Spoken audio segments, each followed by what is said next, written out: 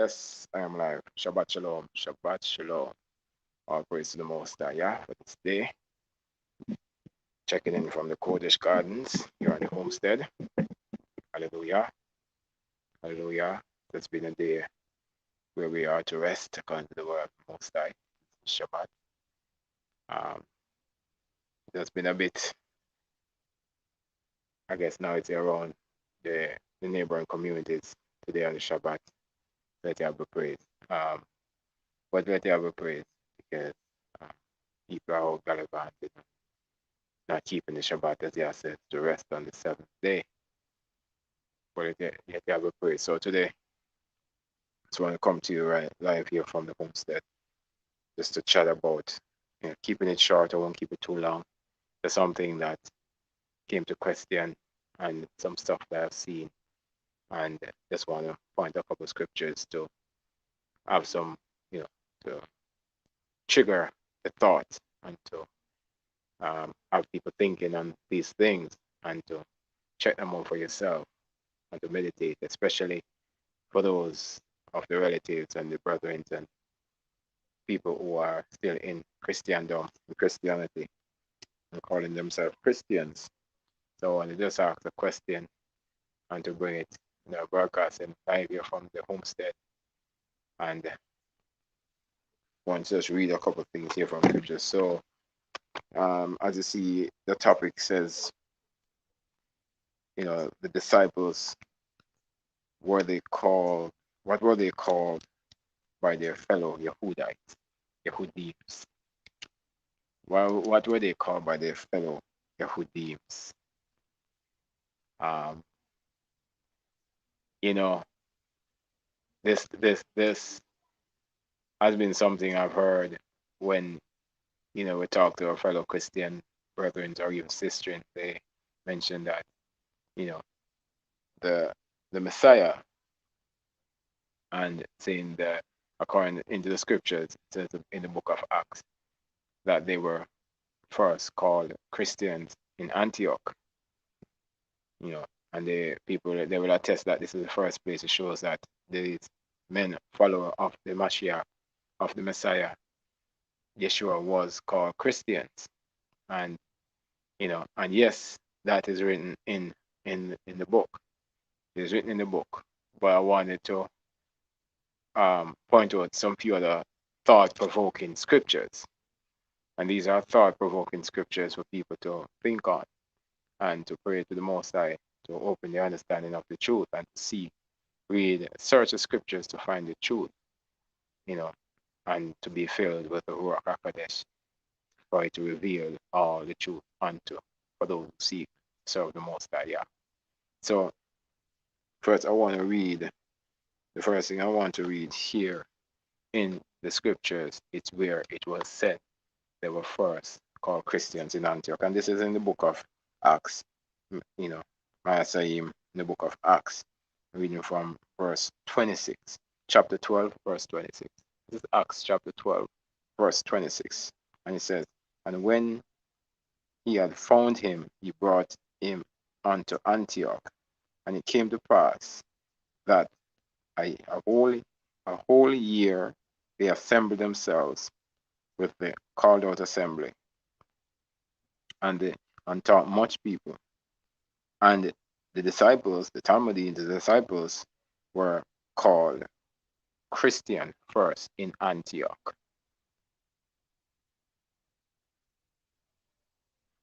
This is the book of Acts, chapter 11, verse 26. So check it out for yourself. This is where, many Christians will attest to that, it is show that the disciples, and they're doing the work of the apostleship and fellowship and bringing the good news, the Besorah, to the people. These men were Christians, but it clearly states that they were called Christians in Antioch, right? The disciples were called first Christians in Antioch. And the question I would ask is, who called them Christians? They were in Antioch. They weren't in Israel. They were in some European or Asian city, right? But who called them Christian? Where did they call themselves Christian, right? All right. that's one of the areas where you'll find many Christians will point to and say, okay, we are Christians because it says so in the scriptures and they were first called Christians. But as my question says for this title, what did their fellow Yehudims call them? What did their fellow Yehudims call those, the apostles, the disciples, and all these men who follow Yeshua HaMashiach? Right? Now, I want to point out before I get, or point out some scriptures here. I mean, just a couple of scriptures because I will not keep this too long. We know that the Messiah was born in Bethlehem of Yehuda. Thus, the scriptures was fulfilled to the prophecy. We know that he left and go to Nazareth. He was then called a Nazarene, right? He was morally pronounced as called the Nazarene. And if we go to scriptures, we would see where he was called, a Nazarene, right? So I wanted to point out some thought-provoking scriptures. Because there are many things about Paul, Shaul. There are many things about Paul in the scriptures, but through his epistles, his letters, about, talking about a few things. But I want you to hear what the Talmudines, the fellow Yehudites, their fellow brethren in Israel. I know the scriptures in the letters, the epistles, and some of them they talk about the Jews, but we know the truth about these things and all these words come about. But what would their fellow so-called Jews would have called them, these men who follow Yeshua? What would they call them? And would this be the true definition for these men who follow Yeshua?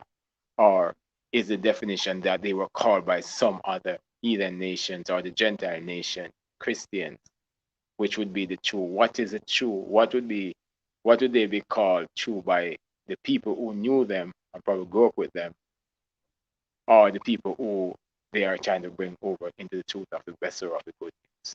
So I just read they were first called Christian in Antioch, and that is not in Israel. That is not in the land. That is in a different city where, Paul and his fellow brethren go to preach and to bring the good news, right? So they call them that. Did they say we are this, or they call them that? So, but being that they haven't said what they are, but to see how the fellow Yehudis classified them, the people, men of Judah, their fellow brethren, the Sanhedrin, would classify these men who follow Yeshua. Let's turn to, in the same book of Acts.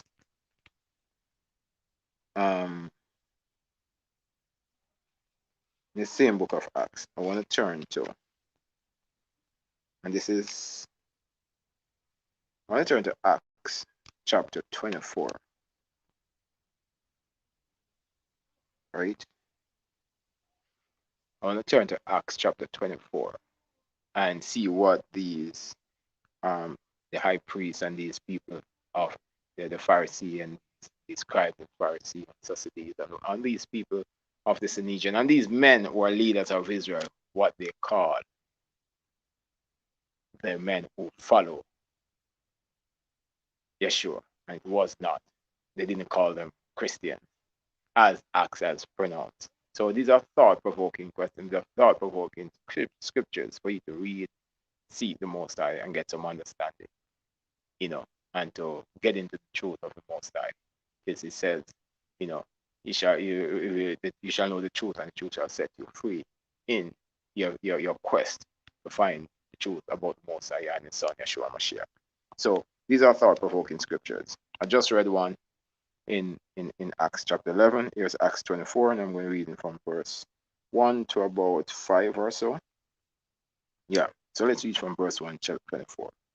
And after 5 days, Chananyahu, the high priest, descended with the elders, with certain orator named Tertullus, who informed the governor against Paul. And when he was called forth, Tertullus began to accuse him. These guys began to accuse Paul. So the high priest, descended with the elders, and they have an orator named Tertullus. I don't know, the orator named Tertullus, and they began to accuse Paul, saying, seeing that by you we enjoy great quietness, and that very worthy deeds are done unto this nation by your providence. We accept it always and in all places, most noble Felix, with all thankfulness, notwithstanding that I be not further tedious unto you. I pray that you would hear us of your clemency a few words. So he's appealing, right? He's appealing to somebody to hear them. And in verse 5 says, for we have found this man. This is Tertullius appealing to Felix. He says, we accept it always. In verse 3 it says, we accept it always and in our places, most noble Felix, with thankfulness, right? And now in verse 5 it says, we have found this man. Which man? Paul. So we have found this man, because it's Paul in Corinth to, bring him forth, right? We have found this man a pestilent fellow, and a mover of sedition amongst all Yahudim throughout the world. So they're saying Paul and whatever is his crew, become a sedition, against the fellow Israel or the Jews across, if you want to call it Jews just for your reference, across the world. He has become a pestilence and hear it, and a ringleader of the sect of the Nazarene. And a ringleader of the sect of the Nazarene. So that is one of the areas in scripture where, these are thought-provoking scriptures. These men, the high priest, Tertullus who was with them, and these people, they call Paul and his crew and all them sect of the Nazarene, because Yeshua was a Nazarene and they follow Yeshua. Now, in the section in Acts 11 where it said they were first called Christian in Antioch, people call them Christians, but what do their fellow brethren call them? Here it is saying in scriptures, the sect of the Nazarene. Now, does Paul, Shaul, and his fellow brethren accept that they are sect of the Nazarene? Did they call themselves sect of the Nazarene? I'm not necessarily call themselves sect of the Nazarene, but they could appreciate that people recognize them as a part of Yeshua, the body of the Messiah, right? So to see correlation, to see the people who see Yeshua as a threat, and his fellow brethren that follow him and do the good, spread the good news. These men are saying there is a sect of the Nazarene that they follow that. The Nazarene, the man they call Nazarene, which is Yeshua. So very, very powerful, thought-provoking scriptures for you to think on and meditate on. I'm going to read one more scripture and then I wrap it up. One more scripture. This is in the same book of Acts. Just to, the scripture says precept upon precept, line by line, right? Find the witnesses, where there are two or more witnesses, true witnesses, we establish the truth, right? And the scriptures, prove itself, right? So these were the men of Israel. These are Yehudim, the high priest, who supposed to be a Yehudim, supposed to be an Israelite, supposed to be what you may call a Jew. Call these men sect of Nazarene. Now listen what happened here in the book of Acts, chapter 28. I'm going to read from verse 17 to about 23, right? And it says, and it came to pass after 3 days, Paul called the chief of the Yehudim, or in the other scripture I might say the chief of the Jews, together. And pay attention here. It says, call the chief of the chief of the Jews together. Paul called them together. He said, it came to pass after 3 days, Paul called them together. And when they come together, he said unto them, men and brethren, this is Paul appealing, right? He said, men and brethren, though I have committed nothing against the people or the customs of our fathers, yet I was delivered prisoner from Jerusalem unto the hands of the Romans, who, when they examined me, would have let me go, because there was no cause of death in me. But when they the Jews, the Yehudim, which you might see in other scriptures, KJV said Jews, spoke against it, I was constrained to appeal unto Caesar. Not that I had ought to accuse my nation, not that I had ought to accuse my nation of. For this cause, therefore, I have called for you to see and to speak with you, because that for the hope of Israel I am bound with this chain. So he's talking to this fellow, the chief, the heads of the Jews, the Yehudim, right? The chief of them. He called them and trying to appeal to them and talk to them because of what he's in. And he has been born, and he has to appeal to Caesar for freedom because, they accuse him, right? Okay. So, for this cause, therefore, I have called for you to see and to speak with you, because that for the hope of Israel I am bound with these chains. And they said unto him, we neither receive letters out of Yehuda concerning you, neither any of the brethren that came showed or spoke any harm of you, but we desire to hear of you what you think. We desire to hear of what you think. For concerning this sect, we know that everywhere it is spoken against. It's not, again, I'm going to repeat that section. For as concerning this sect,